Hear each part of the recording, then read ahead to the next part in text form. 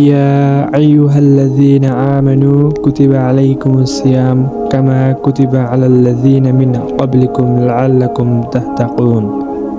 পবিত্র মাহে রমজানের প্রায় শেষের পথে রাসূল সাল্লাল্লাহু আলাইহি ওয়াসাল্লাম বলেছেন, হযরত জিবরাইল আলাইহিস সালাম আমার নিকট এসে বললেন, ধ্বংস হয়ে যাক সেই ব্যক্তি যে রমজান মাস পেল কিন্তু নিজের গুনাহ মাফ করিয়ে নিতে পারল না। তখন আমি বললাম, আমিন। তো এই শেষ মুহূর্তে এসে আমি কিছু বিষয় নিয়ে কথা বলবো আপনাদের মাঝে। প্রথম বিষয়টি হচ্ছে, এই রমজান মাসে কোরআনুল কারীম নাজিল করা হয়েছে। আল্লাহ তাআলা বলেন, শাহরু রমাদান আল্লাযী উনজিলা ফিল কুরআন হুদাল লিন-নাসি ওয়া বাইয়িনাতিন মিনাল হুদা। রমজান মাস যাতে কোরআনুল কারীম নাজিল করা হয়েছে মানুষের হিদায়াত স্বরূপ। আর 2 নম্বর যে বিষয়টি হচ্ছে, রোজা ফরজ করা হয়েছে তাকওয়া অর্জনের জন্য।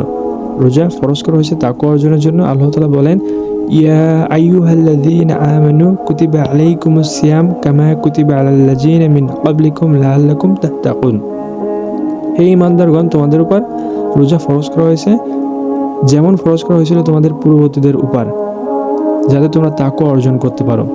আর 3 নং যে বিষয়টি হচ্ছে, রোজার প্রতিদান আল্লাহ তাআলা নিজেই দিবেন। রাসূল সাল্লাল্লাহু আলাইহি ওয়াসাল্লাম বলেন, মানুষের প্রতিটি আমল তার নিজের জন্য, আর রোজা শুধু আমার, আর আমি নিজেই এর প্রতিদান দেব। 4 নং যে বিষয়টি, লাইলাতুল কদর, 1000 মাসের চেয়েও শ্রেষ্ঠতম রাত। আল্লাহ তাআলা রব্বুল আলামিন রমজান মাসের সবচেয়ে শ্রেষ্ঠতম নিয়ামতপূর্ণ একটা রাত রাখছেন লাইলাতুল কদর। আল্লাহ তাআলা রব্বুল আলামিন বলেন, লাইলাতুল কদরি খায়রুম মিন আলফি শাহর, 1000 মাসের চেয়েও শ্রেষ্ঠতম